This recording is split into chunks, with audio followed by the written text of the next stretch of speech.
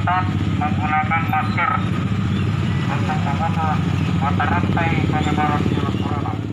Kepada seluruh masyarakat Kota Makassar dihimbau untuk tetap mematuhi protokol kesehatan COVID apabila beraktivitas di luar rumah. Tetap